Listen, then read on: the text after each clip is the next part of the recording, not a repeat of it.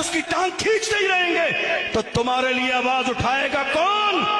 یاد رکھیے گا، سیاست کو باضابطہ اسی انداز میں دیکھو جیسا سیاست کے دیکھنے کا انداز ہے۔ ووٹ صرف سنی بریلوی مسلک کے لوگوں سے نہیں ملتے ہیں۔ الیکشن جب انسان لڑتا ہے تو ہر مکتبہ فکر کے لوگ اپنا نیتا چنتے ہیں۔ ذرا سوچنے کا انداز سیاسی بنائیے، حالات پر غور کیجئے، فتوے بازی بند کر دیجئے، اس لیے کہ آج بہت سارے غیر ذمہ دار لوگ نااہل کہہ لیجئے، حدیث میں ہے اذا وسد الامر الى غیر اہلہ فانتظر الساعہ، جب نااہل کو منصب دے دیا جائے تو بس اب قیامت کا انتظار کیجئے۔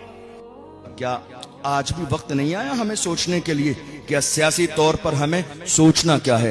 ہماری اذان کی بات آئی، کوئی بولنے کے لیے آگے نہیں آیا۔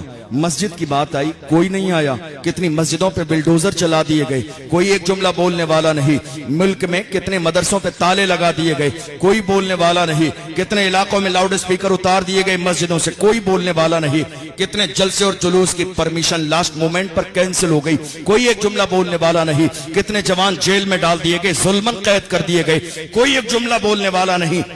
پھر بھی آج قوم مسلم یہ سمجھنے کے لیے تیار نہیں ہے کہ سیاسی طور پر ہماری ذمہ داری کیا ہے۔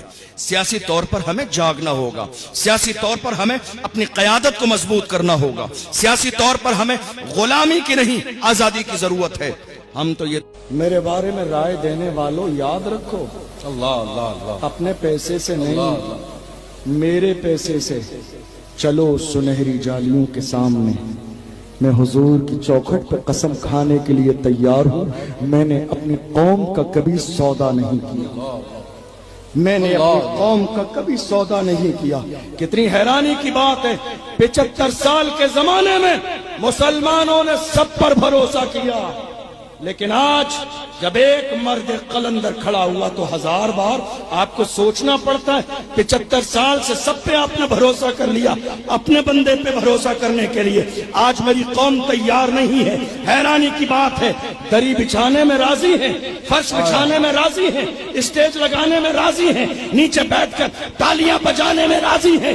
امام اہل سنت کے پیر خانے مارہرہ شریف سے سید العلماء نے فرمایا، کسی کی جے پیچھے پکارے کیا غرض ہم کو، ہمیں کافی ہے سید اپنا نعرہ یا رسول اللہ۔ نعرہ تکبیر۔ میرے بارے میں رائے دینے والوں یاد رکھو، اللہ اپنے پیسے سے نہیں، میرے پیسے سے چلو سنہری جالیوں کے سامنے۔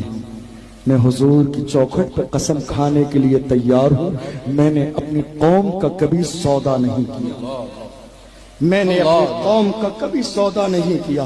کتنی حیرانی کی بات ہے، 75 سال کے زمانے میں مسلمانوں نے سب پر بھروسہ کیا، لیکن آج جب ایک مرد قلندر کھڑا ہوا تو 1000 بار آپ کو سوچنا پڑتا ہے۔ 75 سال سے سب پہ آپ نے بھروسہ کر لیا، اپنے بندے پہ